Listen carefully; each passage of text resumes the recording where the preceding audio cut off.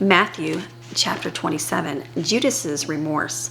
When it was morning, all the chief priests and the elders of the people conferred together against Jesus and how to put him to death, since under Roman rule they had no power to execute anyone.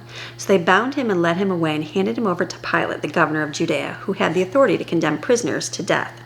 When Judas, his betrayer, saw that Jesus was condemned, he was gripped with remorse and returned the 30 pieces of silver to the chief priests and the elders, saying, "I have sinned by betraying innocent blood." They replied, "What is that to us? See to that yourself." And throwing the pieces of silver into the temple sanctuary, he left and went away and hung himself.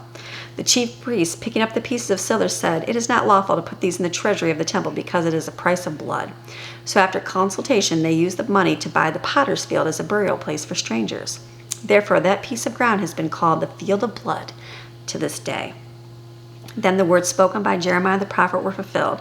And they took the 30 pieces of silver, the price of him on whom a price had been set by the sons of Israel, and they gave them for the potter's field as the Lord directed me. Jesus before Pilate. Now Jesus stood before Pilate the governor, and the governor asked him, "Are you the king of the Jews?"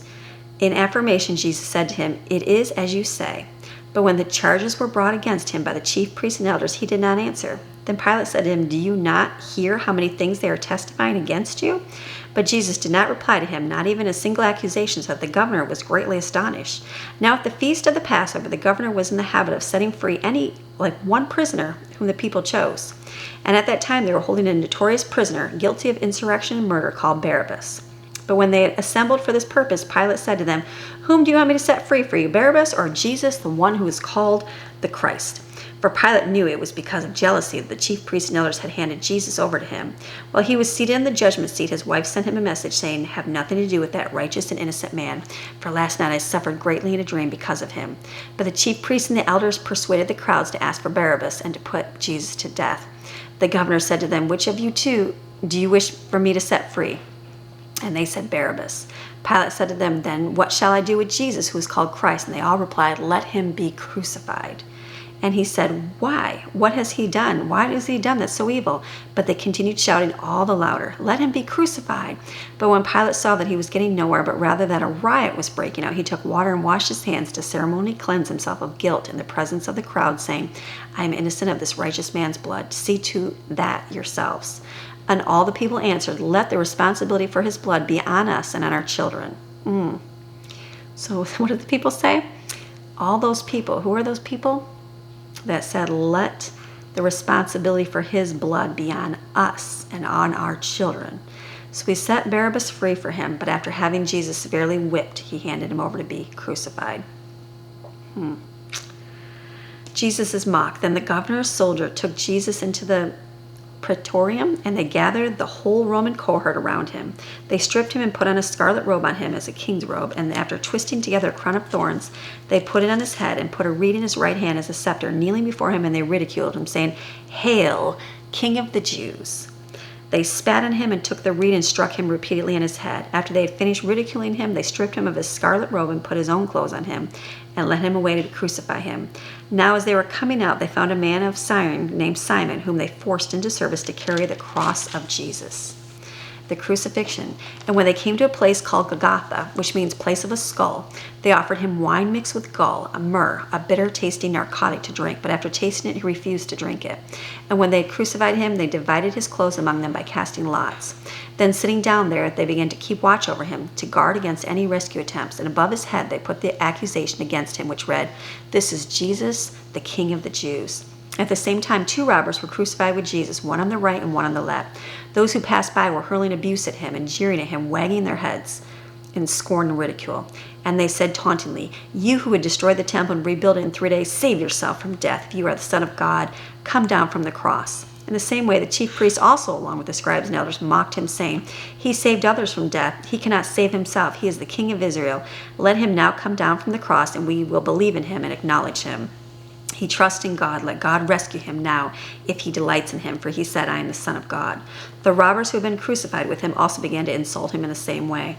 Now from the 6th hour noon, there was darkness over all the land until the 9th hour. About the 9th hour, Jesus cried out with a loud, agonizing voice, "Ella, Ella, lama sabachthani?" That is, my God, why have you forsaken me?" Even Jesus had to pause. He had a momentary lapse of, God, why did you forsake me?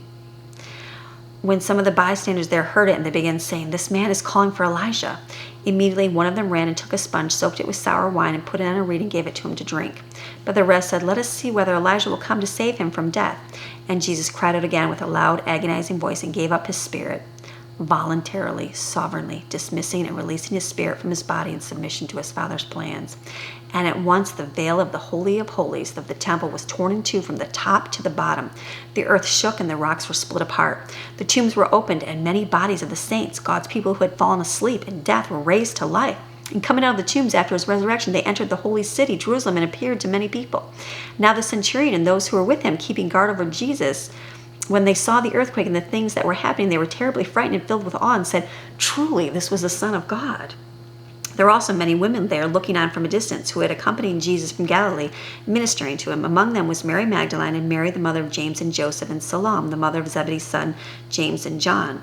Jesus is buried. When it was evening, there came a rich man from Arimathea called Joseph, who also was a disciple of Jesus. And he went to Pilate and asked for the body of Jesus so that he might bury him. And Pilate ordered that it be given to him. And Joseph took the body and wrapped it in a clean linen cloth and laid it in his own new tomb, which he had cut in the rock. And he rolled a large stone over the entrance to the tomb and went away. And Mary Magdalene was there, and the other Mary sitting opposite the tomb.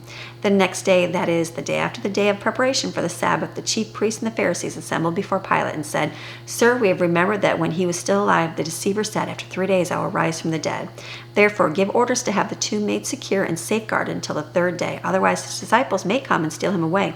And tell the people that he has risen from the dead. And the last deception, the reporting of his resurrection, will be worse than the first, reporting that he is the Messiah. Pilate said to them, You have a guard of soldiers. Go with them, make the tomb as secure as you know how. So they went and made the tomb secure, and along with stationed a guard of soldiers to be on watch, they set a seal on the stone. And it's not going to stay shut. This is your daily Bible chapter. We're reading God's Word Monday through Friday so we can grow closer and closer to Him. I'll see you tomorrow. Bye.